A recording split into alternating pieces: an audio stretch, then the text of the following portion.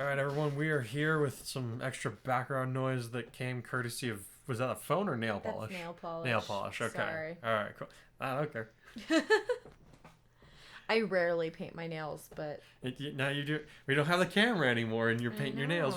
I know. What are you doing, man? I was feeling edgy, okay? I wanted to put on some black nail polish because I already have nasty art teacher nails, so... My bad. What was that show that we were watching that made you think you want, like, was it reincarnated as a slime, like the Keijin had black fingernails? Yeah, every time I saw it, I was like, man, I want black nail polish now. And it was the dude, Benny Maru. He was like the only one with the black nails. So yeah, I was like, man, he just reminds me of my inner emo child. I'm gonna start indulging it. Yeah. Oh, see, extra background noise because you're moving things around over here. Yeah, okay. I am. Sorry, we're gonna. I was trying to make things easier for you to read for the review. I can put it back if you would like. Well, it wasn't in front of the computer at all. I don't know. I don't know. Okay, I don't know. Okay. Anyway, let's get to some reviews. All right, let's do it. All right, Kale Cream. If Class A don't win, something's wrong.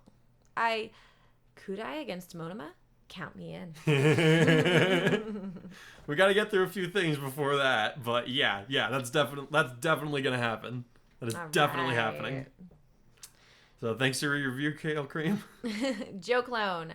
Starting off, it's really neat that you have Izuku confiding Kudai.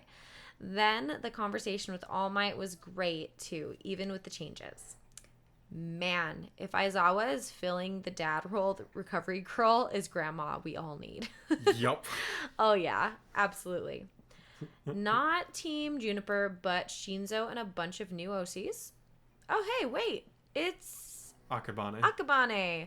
I remember your daddy, little girl. Looks like the next chapter is going to be a bit bloody. So someone did remember who she is. Okay. He made the connection. All right, he made the connection. All right. For those of you who don't know what it is, I'm just going to let this... I'm actually not going to explain that now. I'm going to let the story do it later on. All right. I'm glad someone remembered. Yeah, I definitely... I remember when I pitched this idea to you, you were like, who's that chick? Yeah. I was like... The last name you don't remember? Okay, fine. I really had zero memory. Anyway, speaking of, cool that you got RWBY facing the applicants first. I will be waiting to see how the different things will work out in this one compared to the original. See you then. Thanks for your review, Joe Clone. Yeah, man, I'm looking forward to seeing how it turns out too. I think you guys will like it. We'll see. I took a risk with a couple of things, but we'll see how you guys feel about it. Let's see. All right, so silver. So I'm gonna go ahead and take this one. All right, silver 4700. First, I want to get this out of the way. Yes, for story reasons, you had Mina, Izuku, Ochako, and Hikari all in a group. However, since the polls were supposed to be random, I thought that seemed a bit unlikely. So I went online and looked up several sites, pulled out a pen and paper, and tried to calculate the odds. I have no idea if my math is right, but assuming it is, the odds of those four being in the same group is a 5.4%. I also got 16% at one point, but I'm pretty sure that equation was wrong. You made me do math when reading this chapter, and I hate math. How do you even accomplish that? It wasn't my intention to make you do math. Honestly, the lineup just worked because Kudai replaced Mineta in the story. I don't know if you guys remember or not, but in the original, it was Mina, Ochako, Izuku, and Mineta on a team. So Kudai just naturally filled in the spot here. I didn't have to do any rearrangements or anything like that, which was oddly convenient for me. Like normally I have you can ask Becca. Like normally I've got a notebook where I have like 20 pages full of tournaments and stuff that I've always planned out. And they're just pages and pages of like how I refigure, okay, how does this arc work out instead when I do the matchups this way? Oh yeah, he's out of control. He will spend weeks on these stupid things. And I'll be like, he'll be sitting there and he'll be like, he'll have this really serious look on his face, and I'll be like, oh, honey, are you okay? What's wrong? He's like, well, I'm just trying to think. In the bracket, if I did this, what would happen? And I'm like, really? Really? I thought you were having some kind of crisis? And you're sitting here stressing out about your bracket. Yup. that you've been working on for weeks. Yup. Oh, my dude. I love you. Well, because if something has to change, then I gotta rearrange the whole bracket, and then it's annoying. But sometimes I have to do it. See, this is why I'm not a writer, because I'm lazy, and I would just go with all of the plot inconsistencies. I was talking to you about like some of the artwork that I have planned for later in the series, and I'm like, man, keeping track of like where like Crotai's different scars have been is such a headache. Like, I have to go back and read certain chapters sometimes. I'm like, okay, when did he get this? How would this look? And Scar's not on the wrong side. The scar's not on the wrong side. Yup. That's, yeah. It's very difficult to keep track of that. Anyway, yeah, he rarely ever does anything random. He painstakingly obsesses on it. So, don't you worry. Sorry you didn't. I'd like to have a rebuttal to that, but I don't, because it's true. But yeah. All right, yeah. So somehow I made someone do math. I'm sorry that I made you do what you hate. Let's see. I mean, I guess that just means you're invested enough in the story that you're willing to do something you don't like to figure something out about it. So I mean, this is true. I guess that means I'm doing my job. Let's see. What did he say next? Also, Vlad and Aizawa's conversation reminded me of the quote and the Doctor Who episode, "Demons run when a good man goes to war." It's going to take a while until we see that particular battle, but I honestly can't wait to read the upcoming battles. Yes, someone got the reference. Okay, I was wondering if there were any other Whovians out there. Before anybody asked me, I kind of stopped watching partway into Capaldi's first season because, I don't know, I just kind of fell off of it at that point. Which is hilarious, like the time when your dad started loving the show. Yeah. I don't know what that was all about, but yeah. No, I have the Eccleston, Tennant, and Smith DVDs all lined up, and I enjoy watching those. And I still have not finished them. Sorry. Well, that's why I have DVDs. Okay. But yes, so yeah. I'm gonna step out while you finish this review because I need my inhaler. I'll be right back. Inhaler. All right, cool. Let's see. So lastly, I really liked how Izuku is including Hikari in the discussion that he has with All Might regarding the vestiges due to the nature of Hikari's own quirk. It's a little detail, but I really like it. Yeah, I mean, I quite like that one myself. Like, it really puts them in this, like in the original, you know, Deku more thinks of the whole thing as like, oh, I got All Might's quirk. But under this set of circumstances, they kind of have this attitude of like, we have we have experiments of All for One. It's like, yeah, Deku received the power from All Might, but it originally came from both Enaika and One for All came from All for One. So that puts the two of them in a very unique bracket together. And you know, there's, you know, really those, like, them two are the only ones that are going to understand how the other feels about the whole thing. So I wanted to start exploring that a little bit more. But yeah, I'm glad you like that. Let's see. All Might. Alright, young Midori, you wanted to speak with... Sees Hikari behind Izuku, pulls him behind the couch. What's the matter with you, boy? I thought we were friends. Izuku, what? I don't understand. What's the problem? I thought you and Hikari got along great. Hikari, hey, dog, what is up in his house? Izuku starts to cry.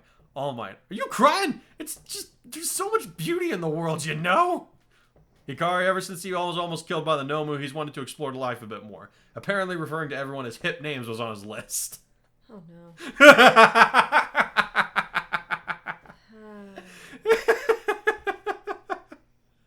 What was it the other day? We were on Discord. We were trying to come up with like random quirks and stuff, just for the fun of it. And we ended up creating this character who it's like, I don't like he shows up and like is very snarky. So we thought so I ended up calling him Deadpool's less ambitious cousin. Oh gosh. He's like, yeah, he breaks the fourth wall and everything, but he's like he's not like as unhinged as Deadpool, I think was the result. Okay. But so he oh man, there was something he did that I'm gonna have to go back in this thing and find it, but there was something that we had him do that just had me rolling. Oh man, I love, oh man, the Discord server that we've had going on is so much fun, guys. I really love having it. Let's see. Silver ends this review by saying, "I got nothing else. Great chapter. Hope you have a good one." Well, thanks, dude. Thank you for your review. We really appreciate it. And thanks for the SAO abridged reference. I'm surprised that you managed to find another one. Oh man, there's just yeah. I don't know. Sorry, I just wish I could find SAO abridged funny. I'm trying. I There's the My Hero abridged. Yeah, My Hero abridged is hilarious. I don't know why SAO abridged. It just doesn't Don't work. you run from me! Don't you run from All Might! I don't know. I think Kirito is just such a like a gentle soul, aside from like killing everyone. But it's just he only killed 3 people. I know, but it's like it's hard to see him being a jerk. I don't know. I just don't find it that. That's what's hilarious. They took the nicest guy and made him into the rudest person you can get. Yeah, it's just weird. That's the joke. It's I don't know. It's obnoxious, but okay. Moving on. Anyway, I'm glad you guys find it funny and enjoy it so much.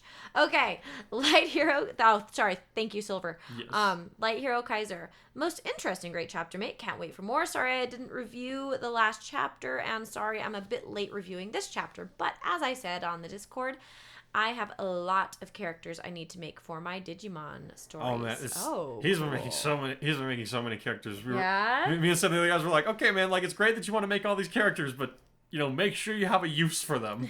Like don't just make characters to make characters, because then you end up with like fairy tale problems where you have you have to juggle so many characters.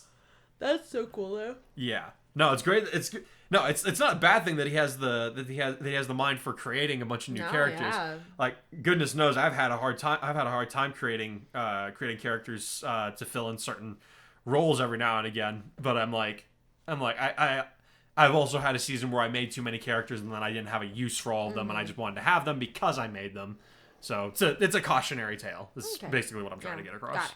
All right. Well, that's super cool. Kaito, that's a lot of work. Light, yeah. Hangs head low. Too much, really. Kaito, that's rough, buddy. That's rough, buddy. You did not just pull a Zuko on me. This is Bow Hero Impact and Blade Hero Light signing out. Runs off. Light, get back here! How dare you pull a Zuko? There can be only one. The scar's not on the wrong side. Yeah, but then we have discount Zuko and My Hero. Oh man, yeah. I guess the candle. But we love him anyway. I was doing some reading the other day. So the side that Shoto got the boiling water splashed on, right? That's his fire side, right? Yeah. That side is naturally very resistant to heat damage, right? So the theory is, someone came with the theory that burn on his face is because his mom tried to cool him off, and she gave him a steam burn. Oh. And that's why that part of his face is messed up, because that side isn't as resistant to the cold. Ugh.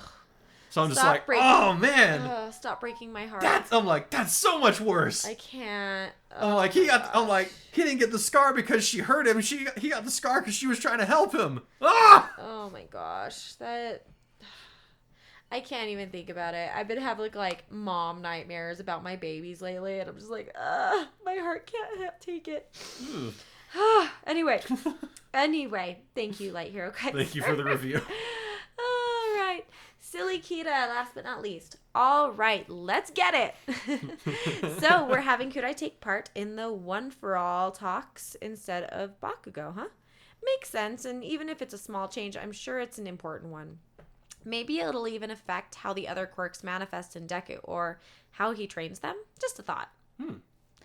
Ida talking about Kudai's uncle was a really nice touch to help us remember that even if they aren't around each other as often as they used to be, they've been a part of each other's lives for a really long time, and they still really care for one another.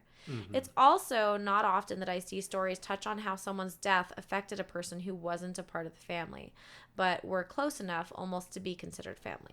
Not to say that it never happens, but most of the time, the writer seems to focus on the grief to the direct family, while more or less ignoring how it affects others further out in the family/friend group.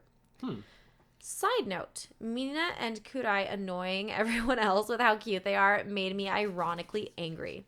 Not in the sense that I dislike it happening. I just kept wanting to scream at the screen. It ain't happening! But, of course, the characters have no way of knowing what's going to come. Truly, your handling of cruel ironies are, well, cruel. Damn it, there has to be a better way to phrase that. But moving on. Class A versus B. Let's go. Yeah. Final match being Team Monoma versus Team Kudai. Let's freaking go. Vlad King trying to change the matchup surprised me. Or maybe I should say the reasons why he did what surprised me. I figured at first that he was trying to protect his students from being collateral damage, but him kind of wanting Kudai to kick Monoma's ass was a nice surprise. Dad Zawa, oh, I lost my place, sorry. Dad Zawa looking for his not son who needs to vent a little stress. I approve. Fry the damn creep, Kai. Honestly, that's how everyone feels. I know we have other matches to get through first, but boy, oh boy, am I looking forward to this. And it seems like our hero already has a plan in mind for Mr. Copy and Paste, which I am sure I will love watching. Copy and paste? That sounds like something Bakugo would call him. I have a feeling this would be the lineup. Since Kudai replaced He Who Must Not Be Named. Oh, yeah, he figured it out. Yep. But I am very excited to see it. Confirmed. Knowing you, this is either going to be an epic clash of wills between two boys or a one-sided fight that's going to be the funniest thing I read all month. As we've recently been reminded, Kudai is Akurui's brother, and while I don't think it would be in character for him to display it all the time, I do hope we get to see more of that hidden savagery in the coming match. Bring it on, Mataris. Oh, people are very excited for this. That's great, yeah. I remember when I was like first planning like this entire thing was how I was going to deal with Monoma. And I kind of wanted Kudai to deal with him like a little bit after the sports festival, I think. Uh-huh.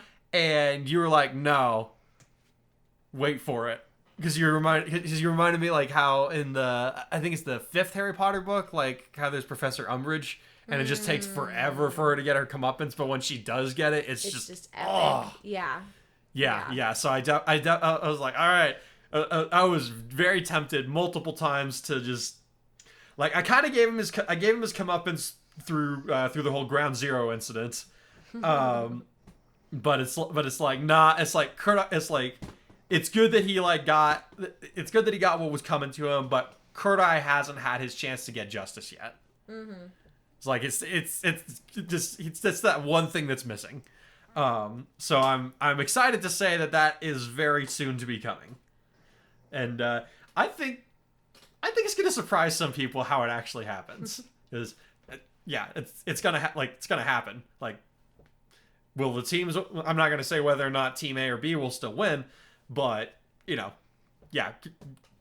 Monoma's gonna get what's coming to him. I can promise you that.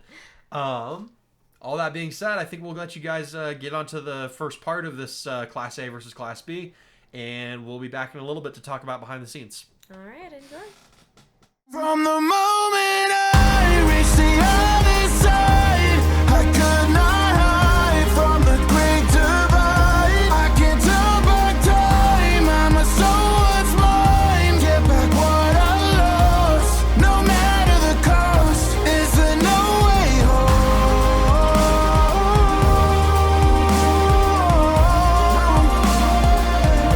Is there no way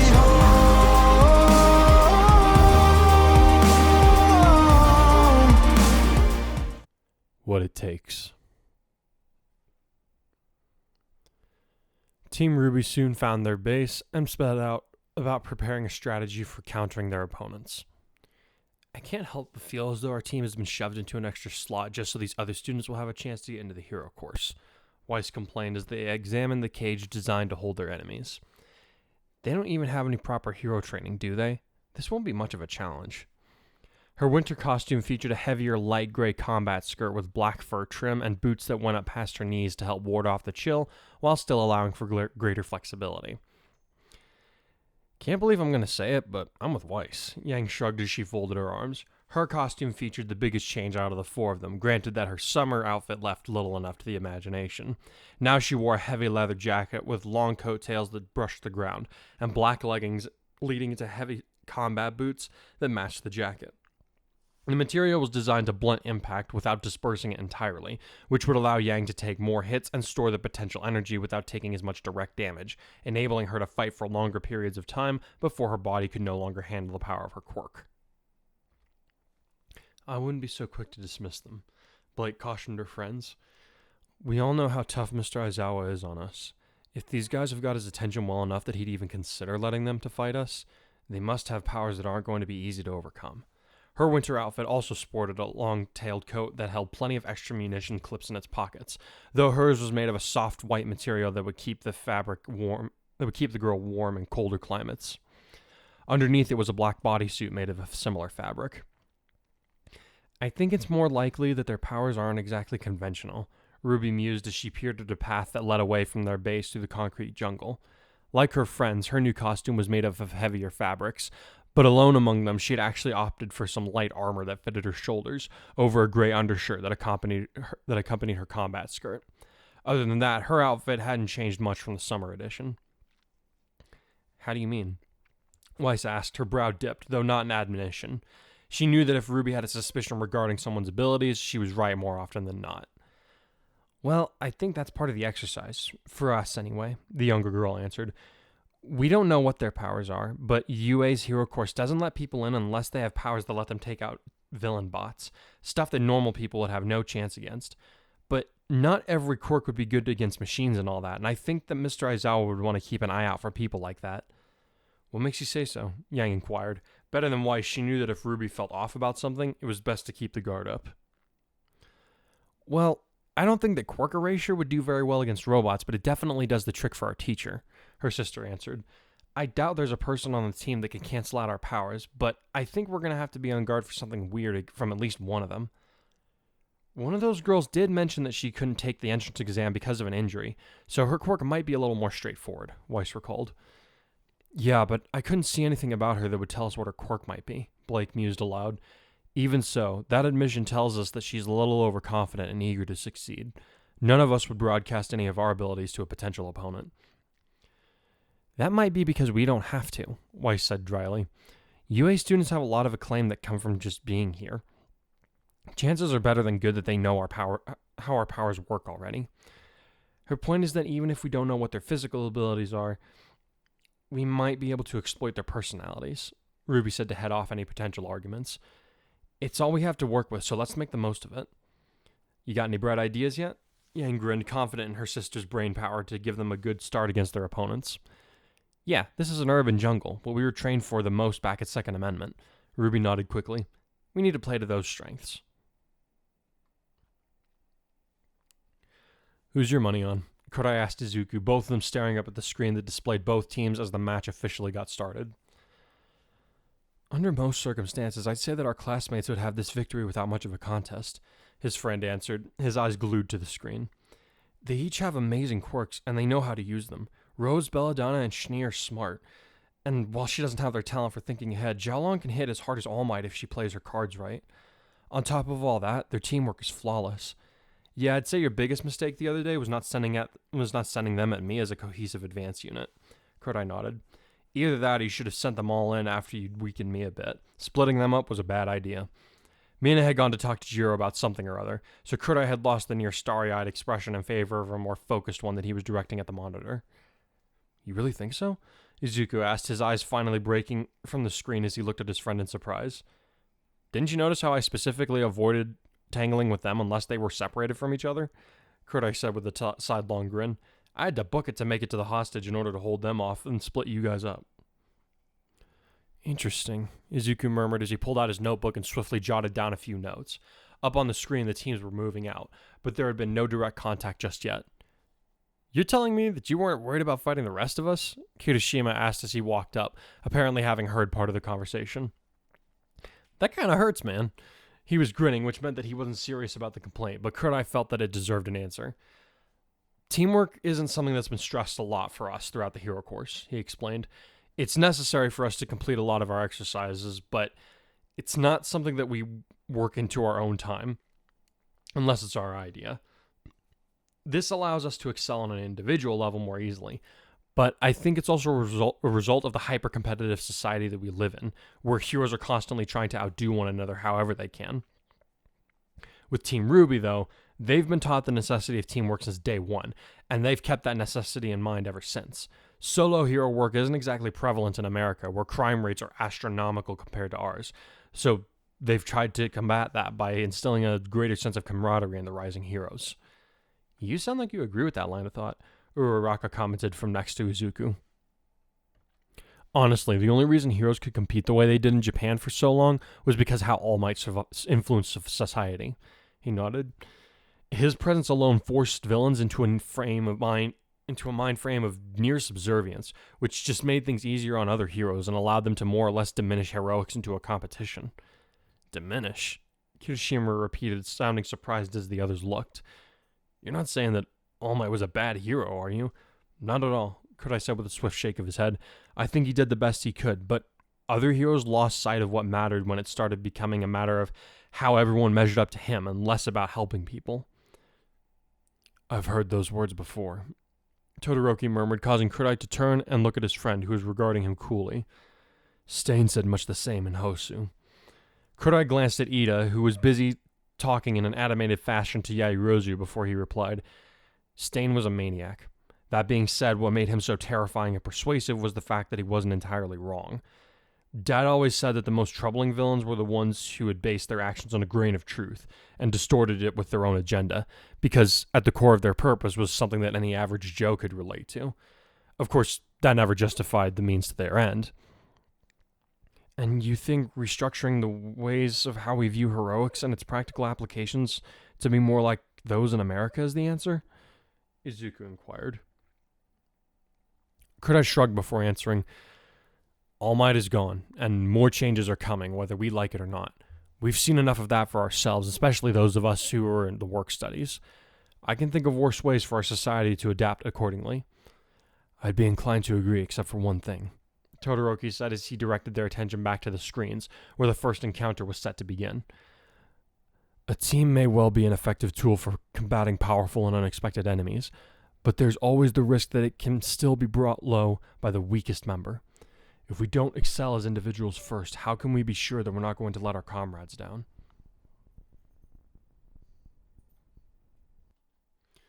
So, what do you do?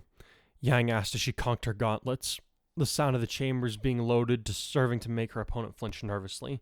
She had made for a northwest heading at her sister's direction, Ruby's quirk allowing her to gain an almost bird's-eye view of the battleground and see their opponents departing their own base about a half-mile away. I just wanted to give you a chance to give up, Akabane said as she eyed the blonde girl from behind her red bangs. If we actually fight, well, my quirk is kind of gross. She was now wearing, Yang was intrigued to see, what looked like a nasal cannula, except that the tubes ran down into a pair of black gauntlets about the same size as Yang's own weapons. I got a classmate who can spit out her own stomach, the American girl grinned confidently. You ain't got nothing on that. This was a good setup for her. Yang's natural self-assurance would lend her to being able to walk all over her much shyer opponent. Don't say I didn't warn you, Akabane murmured before their cannula began to fill up with a dark red liquid that made Yang pause in mid-step. Wait, nosebleed? She sputtered once the blood had reached her gauntlets. Your quirk is super nosebleed? Told you it was gross, Akabane mumbled as she clenched her fingers. Last chance to give up and go to the cell. Last chance yourself, Yang snorted. You're gross blood snot, but gross isn't enough to make me quit. Something in Akabane changed as she registered those words, because her visage hardened and she settled into a fighting stance that Yang recognized that was by no means amateurish. Call me blood snot one more time, she said in a harder tone. See what happens. Why? Yang snickered as she drew back her right fist. Snot a great nickname, but it's nowhere near as bad as Snow Angel. At least yours is kind of accurate. Akabane's eyes narrowed before she jerked her right fist forward, something small and red shooting through the air before she rolled to the side in order to avoid Yang's rubber shotgun pellets from her left gauntlet. Her reflexes were quicker than Yang had been expecting, and she narrowly avoided getting hit by her opponent's opening fire herself. With a grunt, Yang fired a second blast downward, using the recoil from her weapon and the power of her quirk to get high in the air, where she would be able to quickly build the momentum needed for a brutal knockout blow. At least, that's how it should have gone if Yang's gauntlets hadn't both given out in midair. When she tried to fire both weapons behind her back to drive herself forward, she was stunned to realize that there were red crystal shards embedded in the gauntlets, preventing them from being used as intended. "What the hell?" she demanded before she managed to turn her descent into a controlled roll that allowed her to spring back to her feet only moments after hitting the ground. "I researched everyone's quirks as much as I could before today," Akabane replied as she reached out her hand, and the crystals embedded in Yang's gauntlets responded, flying toward her until they softened into a liquid and went back into the cannula that fed on a nozzle each hand. "I know that this is my best chance of getting into the hero course, so I'm not about to mess it up." "Who talked?" Yang growled, her eyes flaring red. "No one in our class would give out details to Class B unless it was necessary for a work study, and none of us interned together." She realized that her opponent's quirk had something to do with blood manipulation, sort of like Vlad King, but there was no telling the range of this girl's capabilities when compared to the teacher. Not only that, but she realized the other girl was genuinely a shy person. It had only served to hide a more calculating aspect of her personality, one that sort of reminded her of Hikari whenever he got serious in preparation for a fight. "No, but I've got a good friend who's in the support course," Akabane answered her spoken question calmly. "That means he got a look at the schematics for a lot of your guys' costumes and gave me a pretty good idea of how to counter your powers. For example, I know that you designed your winter costume the way that you did because while you can absorb kinetic force behind any individual impact, you can't do the same if the object goes through you, like if a sword or a bullet managed to penetrate your body. That's why you're on all that heavy leather." Yang's anger was quick to surge again, but she forced herself to dial it back for the moment. Clearly, she had underestimated her opponent's resilience and capabilities, which RWBY had warned her against. "Still, how was I supposed to know tech support was going to rat me out?" she fumed. Akabane was now getting back into a fighting stance as she said, "You won't be able to absorb the impact of my blood crystals to use against me. They're hard enough to cut through solid metal. Forget your clothes." Cursing, Yang realized the other girl was right, and now she had no way to send up a signal flare to call for help. "No, snap out of it," she told herself. "Hikari didn't give up just because he was badly matched in Fukuoka, or even against the class. If I just give up against this chick the second that she surprises me, I'll lose face with RWBY's, and I'd rather chop off all my hair than let her down." Slamming her fists together as hard as she could, Yang gave off a smirk as her hair burst to life, glowing as if on fire. "You're not bad," she admitted as she repeated the motion, continuing to build up the force in her body with each impact. It wasn't as fast as taking a hit from someone or something else, but she could still augment her physical abilities in this manner when she had few other options, like she seemed to have right then. Ignoring the ache in her knuckles, she then asked her opponent, "What name are we going to call you when you hit the streets in your hero costume, huh?" Akabane smiled a little bit at her opponent before she answered, "Firecracker, meet Bloodshot." "Wait, Blood Snot is okay, but... Whoa. Bloodshot is okay, but Blood Snot isn't?" Yeah! RWBY narrowed her eyes as she whirled her scythe to point behind her while keeping a steady finger on the trigger as she looked at her opponent, the boy with purple hair who had donned a face mask and was giving her a flat stare without so much as a word between them. "So what's your deal?" she asked as she prepared to use her weapon's recoil to give herself an instant burst of momentum that would be all but impossible to dodge when she combined it with her quirk. "You want to fight, or do you want to give up and come quietly?" "I've never been one to give up," he replied as he narrowed his eyes sharply. "Though I gotta say, I prefer when someone else can do all the fighting for me." "What's that supposed to..." RWBY suddenly froze in place, her tongue stilted and her body no longer responding to her commands as it should. From across the space, Shinzo lowered his mask to allow his grin to show while he said, "That's it, little girl. I win." Why is she just standing there?" Mina asked as she and the others continued to look up at the screen. "It's not like Rose to take this long to get to the butt-whooping started." "That would be Shinzo's quirk at work," Aizawa informed them, though he kept his eyes riveted on the display screen. He can brainwash and control anyone who answers a prompt from him. Not very useful against the robots from the entrance exam, but I think you'll all find it to be an effective tool, especially when people don't know to expect it. Wait, brainwashing? Izuku muttered as he began to write down notes at a furious pace. So he can control people, but how precise is his level of control? How long does it last for? Is there a way to undo it? He continued to mutter to himself as his pencil scribbled rapidly, while his comrades all exchanged concerned looks. Talk about a game breaker, Kodai muttered. I wish we would have had this guy during the Yakuza raid. The whole thing would have been over a lot quicker. How do you mean? Ochako asked as she gave her friend a sidelong glance. Think about it, he replied. If all it takes for this guy to get someone under his control is to talk to them, he could have just spoken to Chisaki and gotten the guy to tell all of his men to stand down. He probably could have even forced him to hand over Eri without any need for excessive violence. That got Izuku to pause while he looked at the others, each of them sharing in looks of surprise as they realized he was right. With a quirk like that, he'd be able to defuse almost any hostage situation instantly, Mina pointed out. He could get the villain to just turn themselves in as soon as he walked in on the scene. Let's wait and see before we start giving him too much credit, Izuku murmured, drawing his friend's attention back to him. His pencil had grown still in time for him to say, It's a powerful quirk, but just like all of ours, it's got to have a flaw of some kind. We should keep an eye out for it, just in case we ever need to fight him ourselves.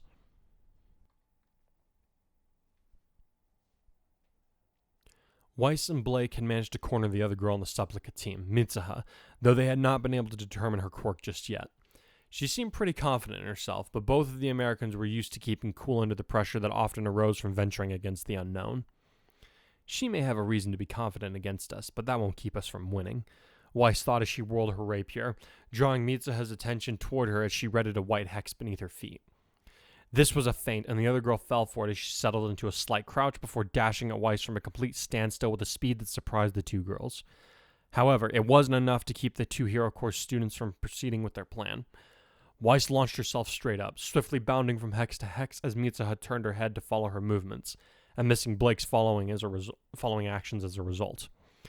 The raven-haired heroine had wrapped her ribbon around her weapon's hilt while compacting it into its firearm mode so that when she hurled it, the trigger was pulled, the throw's force being augmented by the recoil from the bullet being fired into the ground. The sound pulled at Mitsuha's attention, but by then it was too late.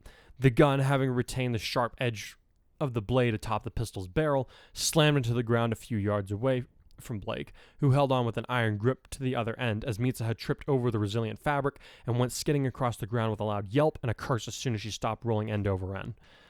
The shadow heroine didn't advertise the fact, but her hairpiece was actually made of a fabric similar to Aizawa's capture scarf, though it favored greater elasticity in exchange for a less sturdy material than Eraserhead's capture item. Blake and Weiss didn't give their opponent any time to catch her breath, though. The instant that she had tripped over the ribbon, Weiss hit the floor, using her rapier to dodge her next set of sigils. Using her rapier to dislodge the pistol from the concrete, and used another hex to send Blake speeding ahead while she readied her next set of sigils.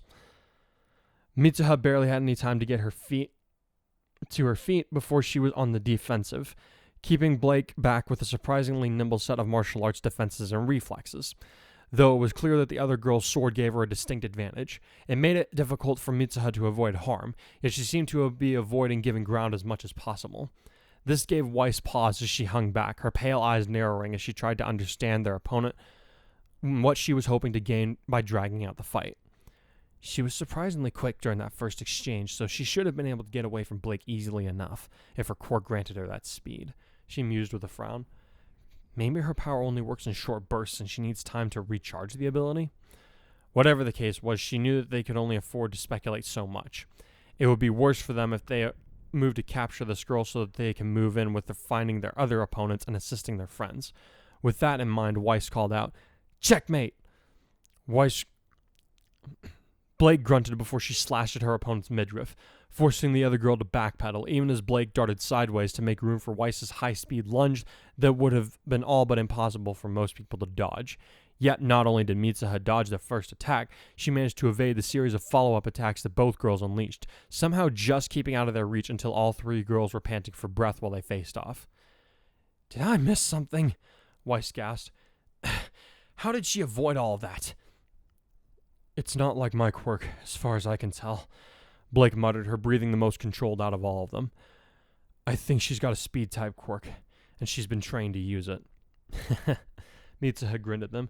You two are at a real disadvantage here. The longer this fight goes on, the more powerful my quirk gets. From what I know, Shnee's no good when it comes to endurance contests, and Belladonna doesn't have a power that grants a lot of offensive capabilities. It's not for no reason that I came out to meet the two of you once I knew where you were going. Both girls frowned at that statement. One of the others must have a quirk good for gathering intelligence. Weiss thought quickly. That explains why it took them a few minutes to make an appearance. They were monitoring us.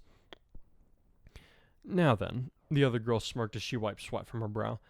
Let's wrap this up, ladies. You assume that you'll win because of your quirk's power, Blake murmured as her eyes glowed slightly. That'll be your downfall. 5 shadow clones sprung to life out of her body, all of them brandishing their swords as they headed right for Mitsuha, who crouched slightly before she transformed into a blur that swept past 3 of the shades before she encountered one that she could not avoid and drew her fist back to clock it in the jaw, only to let out a howl of pain as her skin was torn and her knuckles were cracked from the force of an unexpected impact. She went tumbling past the 2 girls, both of whom were now wearing knowing smiles as ice crystals sprayed across the area. What the hell was that? Mitsuha groaned as her pain threatened to make her feel ill. She looked up through a film of reflex tears to see that the 4 clones had surrounded her and were wearing stony expressions as they stepped over ice shards that had suddenly appeared around them. And was it just her, or were the clones themselves radiating a chilly aura? Combined ultimate move, Blake said as she approached and leveled her gun at Mitsuha's head. Ice-style shadow clones. Her quirk's mirage, my power's durability, Weiss bragged. It's for when people like you, who know about her clone's fragility, come after us. You thought you'd just bulldoze through them with your speed, but you'd have to be moving a lot faster than you just were to shatter an ice replicate. Mitsuha groaned as she tried to get to her feet, only to have Weiss's heel pressed sharply into her back and send her to the ground. None of that, thank you, the regal heroine said frostily. Sorry about the rough treatment, but we can't afford to play too nicely when we're dealing with an unknown. Weiss's voice, combined with the pain in her hand and the sound of Blake's pistol cocking, let Mitsuha know that any further struggling would be pointless. She sagged to the ground in defeat, bitter tears of disappointment mixing in with the ones born of her pain.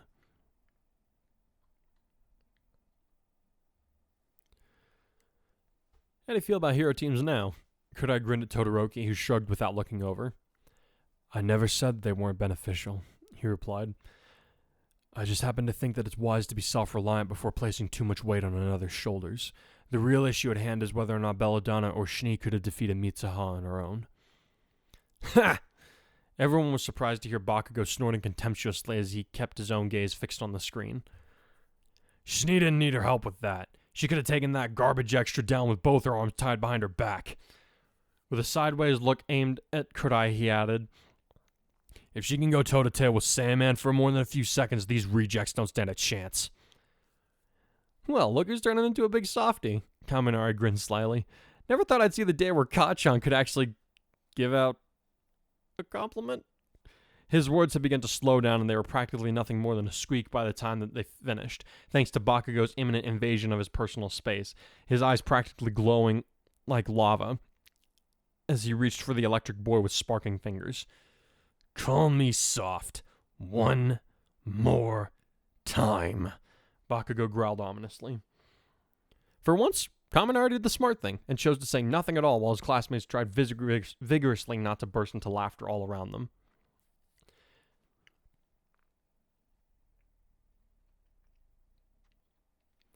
Yang was in a bad spot and it infuriated her. Somehow, over the course of their fight, Akabane had pinned her to the wall by her clothes with enough blood crystals to render her incapable of moving.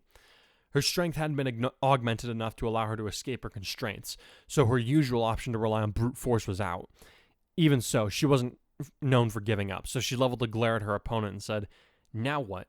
I can't move, but it doesn't look like but it doesn't count as your capture unless you get me into the jail cell. You're as stuck as I am." As Akabane regarded her silently, Yang also finally noticed how pale her opponent had become, and she was struck by a realization. You won't get very far as you are, will you? She grinned. Your blood doesn't automatically replenish like Vlad King's quirk, does it? You have to You have to take it back in or you'll pass out from blood loss. I won't pass out. Not from this, Akabane replied stubbornly, though she swayed as if dizzy. And I don't have to take you back to the jail to win this. You kinda do, Yang snickered. All that blood loss is getting to you, Drippy. Rules say whichever team has more prisoners by the end of this are the winners. Akabane's gaze sharpened as she bared her teeth before saying, Don't worry about the jail cell rosters. You'll know it better than me by the time this is over.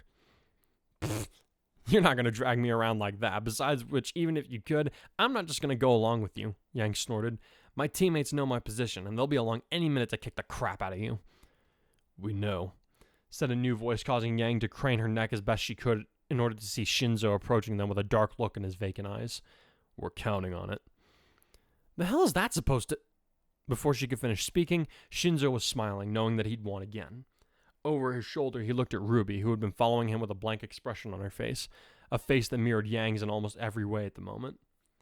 All right, time for phase 2. He chuckled as Akabane began to retrieve her crystals with her quirk, relief coursing through her as she felt her blood being returned to her body.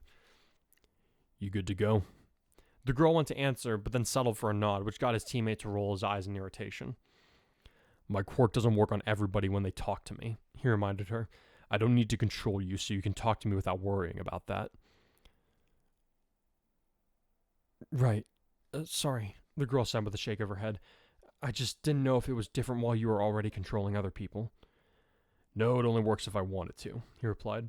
You seen Asuda anywhere? He was supposed to meet us here around now.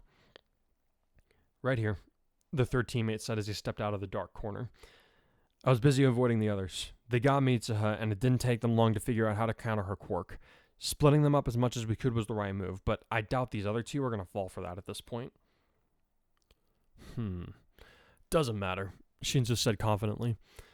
Those two still don't know how our quirks work, so it'll be easy for us to capture them. Don't underestimate them, Asuda warned him. These guys have planned for a lot of contingencies, and it only took them a few minutes to do it. You may have brainwashed their leader, but the one that dresses in white is just as sharp. If you go against her directly, she'll probably figure your power out. Asuda's quirk allowed him to witness past events connected to an object, which was good for gleaning intelligence on potential adversaries. He needed to be able to touch the object, and he had to close his eyes while holding his breath to see the past. And while the visions could only go back half an hour in time, it was still proving to be enough to let him put together a game plan against their more experienced opponents. As the two groups had left the main waiting area, Asuda had quietly lifted a sniper round off of RWBY's belt and waited for the match to begin before using it as a focal point for his quirk.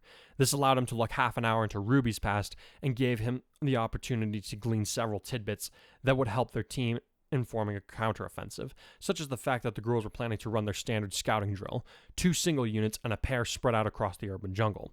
With that information in mind, he had been able to make a reasonable guess as to what direction each girl would take and who would be best for countering their quirks. He had thought it would be best to send Mitsuha at the 2-person team since her quirk was the most straightforward when it came to combat, but now he saw that sending her alone had been a very bad idea, one that had cost them their teammate. Still, they now had the 2 very powerful sisters under Shinzo's control, so there was still a chance they could turn this around. With that in mind, he said, we should get these 2 in the jail cell so we can gain the advantage in the terms of prisoners. Then all we have to do is wait out the other 2 until time runs out. Shinzo immediately frowned, that plan not sitting well with him. We'd be taking advantage of the fact that this is training, he said with a negative shake of his head.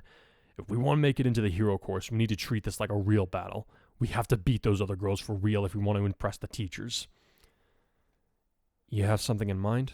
Akabane asked as she finished retrieving the last of her blood, her cheeks a much more healthy color than what they had been a minute ago. We may have lost a teammate, but I see 2 candidates ready to fill her spot, Shinzo said as he indicated the Americans. We have the numbers advantage of 5-2, and I like those odds. I don't, Asuda said with a frown of his own. All it'll take is 1 hit from those girls, and then your control is disrupted, right? If Belladonna and Shinee can get their friends back before we beat them, we're going to be in real trouble. My quirk isn't much good for direct confrontation. It'd be Akabane doing the heavy lifting since the 2 of them will know how your quirk works, or at least be able to guess at it. I don't like those odds at all.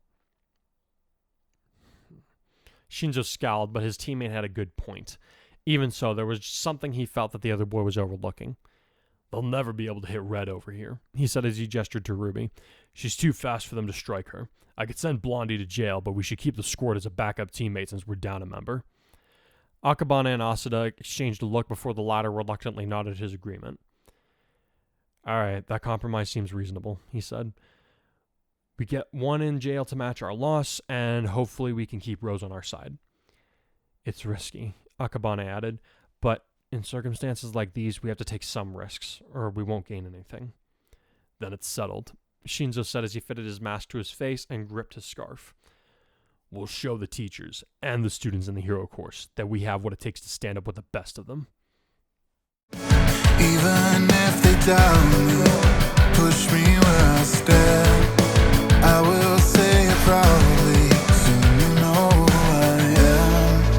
There is something that sleeps within you, listen close. You will soon know every door that is open for you, one is closed.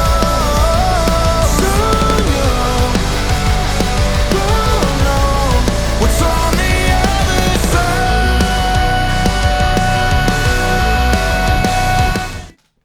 I thought that was, I thought it was, I thought it was funny. I was reading this to you, and you were like, "Where's the rest of it?" I'm like, "Well, that's the end of the chapter." See, and I feel like my brain is so far beyond this point in the story that I'm like, oh, I feel like this arc was so quick. And it just was over so quickly. So I think it just surprised me when the chapter ended when it did. Okay. Yeah. Because yeah. I think of the battle that has begun as just one thing that happened. Okay. Yeah. And because I didn't really have to wait other people do, Yeah. it was a surprise for me. Gotcha. No, yeah. I thought about making this match all one chapter, but then I was like, nah. I'm like this one fight here, like, this is not one of those ones that deserves to be like a big no, not sideline. Like I wouldn't have just passed it over, but it would have made the chapter too long. I feel like I want to save like long chapters for stuff that like is very important. Okay. Like stuff that needs to be covered into the amount of detail that goes into making a very long chapter. So it's not to say that this part of the story is unimportant, but it's not one of the narrative highlights, if that makes any sense. Yeah. For me, I liked the matchups. I liked that Bloodshot? Yeah. Bloodshot ended up meeting with, oh my gosh. Yang. Ugh, words are not coming to me as usual. Just because it just worked. You know, you have the big loudmouth extrovert with, you know, this pretty intense girl. And I don't know. I like the way her quirk works. And then I think it makes sense that they were almost, you know, she was almost defeated. But then we have... she needed an assist. Yeah. Then we have Shinzo, is that his name? Yeah. Coming in. And Aizawa's not son. Just wrapping it up. Because clearly, I mean, he's got to be tearing it up like normal, right? And yeah. So, well, here's something to easily... think about, though, is that this Shinzo is different than the one that we saw at the original show, because Deku kind of humbled him in the sports festival. That's true. In this version, he went for Kurai's headband and just got straight punched in the face and got his own headband stolen. Yeah. So he didn't even make it to the battle zone. So that had to be a humbling experience for him. Just in a different way. So like he's gonna regard the heroes a little more shrewdly than he did when he went against them in the cavalry battle, but I don't think quite to the same degree as he would have when he went up against Deku in the original. Yeah. Because like the one that's in the original show, like he wouldn't discount his teammates being like, maybe we should play this one safe. He's still kind of got that, no, I'm gonna go for it. I'm gonna show people what I'm made of. Kind of attitude about him. Yeah. So finding that character balance was a little difficult. Because I kept having to remind myself, I'm like, this is not the Shinzo we know. This is not the Shinzo we know. He's very similar, but it's not quite the same. Okay. So he's not going to react exactly the same way as the guy that we're familiar with now would do so. It's good that you're establishing that, because I think as a reader, I would have a hard time wrapping my mind around that. Because sometimes those little ripple effect changes, I don't catch on as quickly as other people. Fair enough. Yeah, it's like as far as Kurai's narrative is concerned, this is the first time that Shinzo has ever like come into the picture clearly. Like he was there for like 2 frames and then that was it. Yeah. Well, like I like that we have a moment to kind of see Bloodshot's quirk, and of course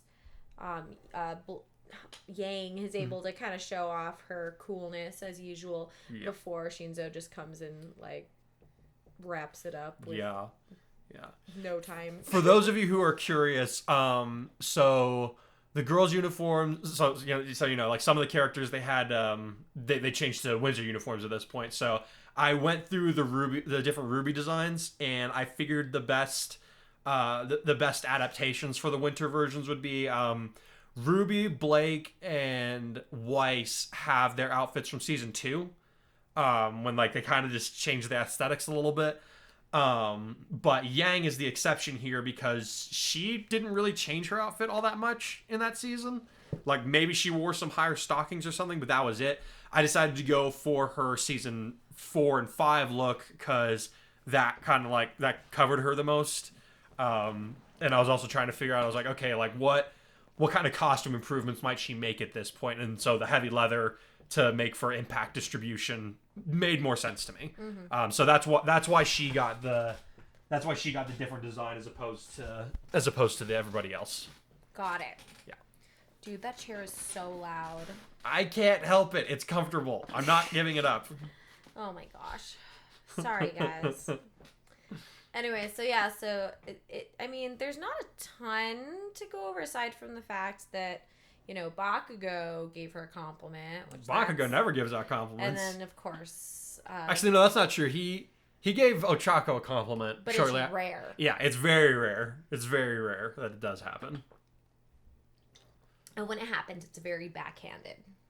Yeah. Yeah. So I don't know how... I mean, was this one super backhanded? No, not at all. Okay, yeah. Not at all.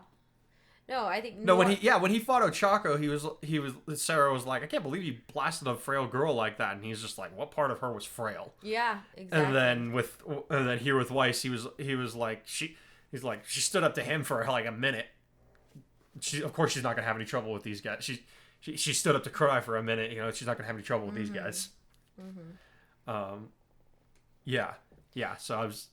Yeah, mostly I referenced that, mostly trying to keep frame of mind, like, how does Bakugo give out a compliment? Like, that's the scene that I referenced the most in my head. Yeah. Well, I think, so that aside, you know, we have the cliffhanger of, all right, how's it going to go? Is Shinzo going to be able to maintain control of the girls and just kind of wrap this up? Well, he's sending Yang to the prison to kind of even it out.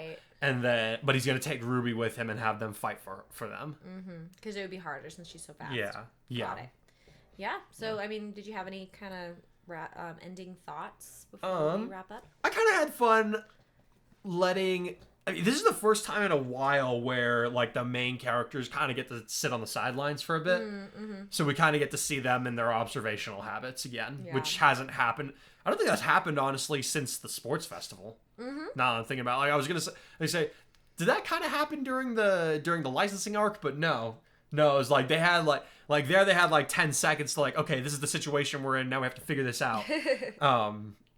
Then they're back in the action. This is like the first time in a while where they're just kind of able to sit on the sidelines and be like, oh yeah, maybe this will happen, or maybe like the thing that kind of caught my attention was like, and I almost forgot to include it, was that Kurai kind of accidentally referenced Stain's ideology. Yeah. And then he kind of has, and then everybody's like, why are you talking like the hero killer? And he's just like, and he has to kind of defend himself. He's like, I'm not saying that what he did was good, but you know, he kind of made a point. Yeah. Well, often people who are extremists started out with some form of solid reasoning. Yeah. They just took it to a place that was not safe and not good. And so usually because no one listens to them and they already have issues.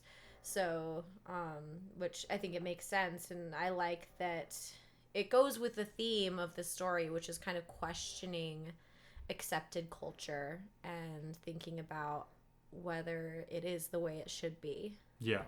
And I like how they compared it with your version of the American culture in this world too. Yeah.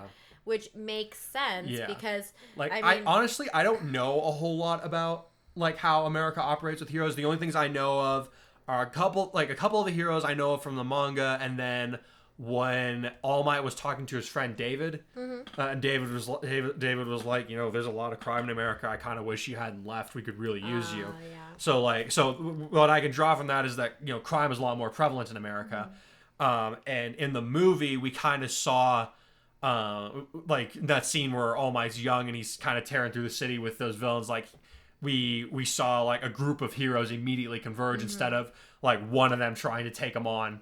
Yeah. And then the other one's like coming in for backup. Like they all immediately went to do it. So it kind of lent me to the thought that maybe hero teams are a little more prevalent over there. Well, yeah, and I mean, it only makes sense that in a place where you don't have someone like All Might and crime is more prevalent, it's, people breaking the law are not living in fear. Yeah. And so it only makes sense to pool resources and for people to have to work together. Because, I mean, honestly, I think that's the most surprising thing about this world coming into it is, wow, the heroes seem to care more about competing for stats than actually helping people. And that's the whole moral question that we explore even in the original. Yeah. But here I kind of like Kurt, I didn't mean to like put the blame on All Might per se, but he kind of did bring up the idea that it is somewhat All Might's fault. Well, yeah, but I mean, that's the thing. Just because someone's a good person doesn't mean that everything they do has good effects. Yes. Like, he does, All Might's an awesome hero. He does great things, but, just like how, for example, the economy. Mm-hmm. If it's doing really, really well, it'll do better and better and better, but it can only go so far because then eventually it's going to crash. Yep. Or when you look at ecosystems, it's just the natural flow of things. Yep. One type of prey animal will start doing thriving because whatever they eat is abundant that year because of a big rain. So then the prey animal will overpopulate, and then we'll have an overpopulation of predators. Mm-hmm. The prey animals die out, and then pretty soon the predators don't have anything to eat, so their population declines as well. That's kind of the natural flow of things. So just because what All Might did was good doesn't mean that it affected the culture in a positive way entirely. There's a saying, it goes like a cycle. It's strong men create good times create weak men, weak men create hard times create good men, and then it repeats itself. Yeah. Yep. Exactly. So All Might created a good time for society. Mm-hmm. But that time is over, and now everybody's kind of struggling to keep up with what happened. Kurt Eye is now he's now unintentionally kind of starting to fill that role. Mm-hmm. Because now villains are realizing, oh, All Might wasn't the only one we should have been afraid of. Yeah. But also he's still just a student. He's not a pro hero out on his own yet. So what he can do is kind of limited. That said, he is becoming a presence that is felt by Japan, and he will only continue to grow more powerful as time goes on. Yep. So it'll be interesting to see what it'll take for this culture to snap out of their apathy. Are they going to just snap right back into what was going on during All Might's time to shine, or are we going to still have some cultural shifts? I mean, there's already been the cultural shifts, because now the Hero Safety Commission, they're not Aizawa kind of talked about how we thought they were just going to want to flood the streets with new heroes. But instead, now they want to have heroes who are of higher moral quality, who prove their worth. They can think really fast on their feet. They know what it's like to face the worst and then still come out on top. Which is why they dropped the passing rate from 50% to less than 10%. So yeah. So there's already been a cultural shift. But I guess the question you're trying to ask is will there continue to be these shifts that we've already seen? Yeah, or will it follow the same trajectory of news outlets questioning heroes and where they're, their authority and what they're doing with it? Or is it going to snap back into the era where we're just heroes are more of an entertainment commodity than, than actually useful leaders. for leaders of the community. Mm-hmm. Yeah. No, yeah. I definitely wanted to touch. I definitely wanted to touch on that because Kurt has never been shy about sharing his opinion on that. Like when he found out about One for All, he straight up told Deku, he's like, "You need to stop trying to do all this by yourself, or else you're just gonna end up like him." He was pointing to All Might. He's like, he's missing half his guts because he tried to do everything by himself. Yep. So yeah. So it's. I guess this chapter is kind of laying the groundwork a little bit for later events. Okay. But yeah, I hope there was enough action in here to keep it interesting. All right. Well, I think that's about it for this chapter. Okay. You don't have any closing thoughts? No, sorry. I'm sitting here puffing on my inhaler. It'll be interesting listening because you guys will hear the background noise of our snoring pug as well as me puffing on my inhaler over here. So sorry, I'm not used to humidity. We are, like we've said before, we are upper elevation desert. It is dry normally, so when the humidity hits, my asthma. We had a huge rainstorm in here. I was honestly worried that the rainstorm and thunder was going to be getting in the background of us, but it quieted down. It did just in time. Yeah. That being said, I think it did wake up our son because when I walked by his room, his light was on. So I better go check on that now that we're wrapped up. Have a good week, you guys. Yeah. Those of you who are on the Discord server, I'll try to pop in. I've been bad about that lately. Sorry, don't worry about it. It's fun. It's real fun. It's the boys' club. It's not just the boys' club. Mira and I just kind of observe the chaos from a distance. All right, guys. Well, I hope everybody's been having a good week, and I hope you stay plus ultra until the next one. We'll see you later. Bye, guys.